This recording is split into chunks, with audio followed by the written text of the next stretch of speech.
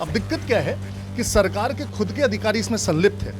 सरकार पर खुद आंच आ रही है, तो सरकार ने जो एसआईटी भी बनाई है उसके लोग कभी नहीं चाहते कि उसकी सारी सच्चाई बाहर है कि इसमें मनी लॉन्ड्रिंग का केस आ रहा है, क्योंकि वो जो घोटाला हुआ उस पैसे की हेरफेर के कारण ईडी उसमें आई है। पूरा घोटाला है कि कैसे फर्जी आईडी बनाए गए, कैसे फर्जी आईडीज के द्वारा पेमेंट किया गया, वैसे लोग जो होने ही नहीं चाहिए थे उनको टीएडीए दिया गया।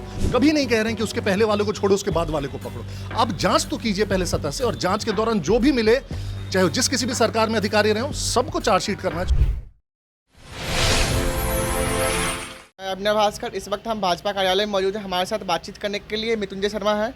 जी हैं सर, जिस तरह से जो ट्रेजरी घोटाला हुआ था उसकी जो अभी चाल है, जो जांच की चाल है, जो एसआईटी का एंट्री हुआ था, बट वो चाल कछुए की चाल हो गई है, तो इस पर क्या कहना चाहेंगे? देखिए, जो पूरा ट्रेजरी घोटाला है, अगर आप इसका मोडस ऑपरेंडी देखेंगे, वो शुरू हुआ एक जिले से और लगा कि हो सकता है उस जिले में कुछ अधिकारियों का ये घोटाला हो, लेकिन वो धीरे धीरे उसके तार जुड़ते गए बाकी सारे जिलों से भी, और पूरे राज्य में अभी मल्टीपल जिले हैं, चाहे चाईबासा हो, रांची हो, हजारीबाग हो, ऐसे कई जिले हैं जिसमें ये तार जुड़ते जा रहे हैं। तो अगर आप देखेंगे तो बहुत बड़ा घोटाला है और बहुत सारे लोग इसमें संलिप्त हैं। अब दिक्कत क्या है कि सरकार के खुद के अधिकारी इसमें संलिप्त है। सरकार पर खुद आंच आ रही है, तो सरकार ने जो एसआईटी भी बनाई है उसके लोग कभी नहीं चाहते कि उसकी सारी सच्चाई बाहर है, और इसीलिए देखिए एसआईटी में ऐसे लोग हैं और उसकी चाल वैसे ही होगी जैसे एसीबी ने विनय चौबे साहब के केस में किया कि चार्जशीट ही नहीं फाइल होती 3 महीने।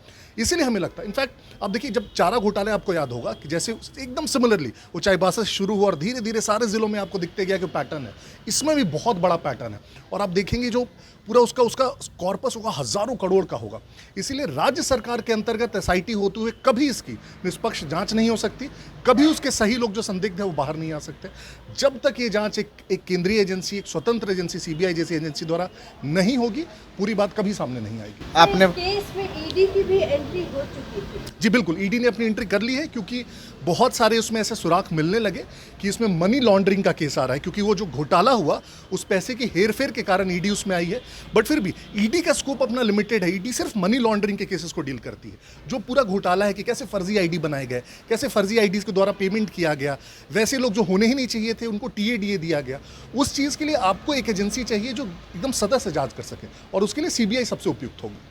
आपने बोला कि ये चारा घोटाला इतना बड़ा हो सकता है क्या? जो अगर जांच चल रही है तो सीबीआई की एंट्री को लेकर के क्या आप लोग भाजपा क्या कर रही है? कोई मतलब धरना प्रदर्शन या फिर? हाँ, आप देखेंगे जब से ये उजागर हुआ है, ये हम लोग शुरुआत से मांग कर रहे हैं। हम कोई एक एजेंसी के पीछे नहीं, लेकिन कह रहे हैं स्वतंत्र निष्पक्ष जांच हो कम से कम। यहाँ पे जो भी हमें पैटर्न देखने को मिल रहा है, जितनी भी जांच हो रही है, चाहे एसीबी नहीं कर रही हो, एसआईटी कर रही हो, वो जांच हमेशा इतने स्लो स्पीड से चलती है और धीरे धीरे खत्म हो जाती है। इस केस में भी हमें यही दिख रहा है, पिछले 4-6 महीने में उसमें कोई प्रोग्रेस नहीं दिख रहा, और इसीलिए चाहते हैं कि कोई भी एक स्वतंत्र एजेंसी हो जिसकी जांच करे, और जो भी उसमें दोषी हो उसको उस पर एफआईआर किया जाए, चार्जशीट किया जाए, सजा दिलाई जाए। सर, ये ट्रेजरी घोटाला तो उस वक्त से जब बीजेपी की सरकार थी झारखंड में, तब से हो रही है, तो जांच का दायरा उस टाइम तो नहीं बढ़ा, और अगर अभी बढ़ा है तो आपको क्या लगता है कि इसमें बीजेपी की भी संलिप्तता हो सकती है? देखिए, हमारा सीधा मानना है, इसमें कोई पार्टी या कोई सरकार से हम ये नहीं कह रहे कि किस पीरियड में इसी की जांच करो। आप जांच शुरू करो ना, आप जांच करके कहो कि इस साल से शुरू हुआ और इस साल तक हुआ, और जो भी उसमें दोषी अधिकारी है, कभी नहीं कह रहे हैं कि उसके पहले वाले को छोड़ो उसके बाद वाले को पकड़ो। आप जांच तो कीजिए पहले सतह से, और जांच के दौरान जो भी मिले, चाहे जिस किसी भी सरकार में अधिकारी रहे हो, सबको चार्जशीट करना चाहिए और सबको उस पर नया होना चाहिए।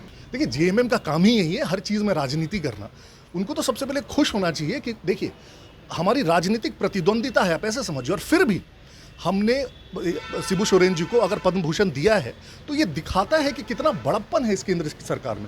हमने दूसरे जितने भी और भी विपक्ष के नेता रहे, आप देख लीजिए, मुलायम सिंह यादव से लेके चौधरी चरण सिंह से लेके सबको सम्मान देने का प्रयास किया है। और दूसरा, सिर्फ शिबू सोरेन जी को एक व्यक्ति के तौर पर नहीं, पूरे आदिवासी समाज के लिए कितने वर्षों में, अगर मुझे लगता है जितना काम हुआ है केंद्र की सरकार के द्वारा, कभी जेएमएम ने वो काम किया है क्या? कभी आदिवासी दिवस के लिए उन्होंने आवाज़ उठाई क्या केंद्र में? कभी किसी राष्ट्रपति, आदिवासी को राष्ट्रपति बनाने के लिए कभी आवाज़ उठाई क्या? समर्थन तक देने के लिए आगे नहीं आ रहे थे यही कांग्रेस वाले लोग, जब उनका नाम हम लोगों ने सोचा।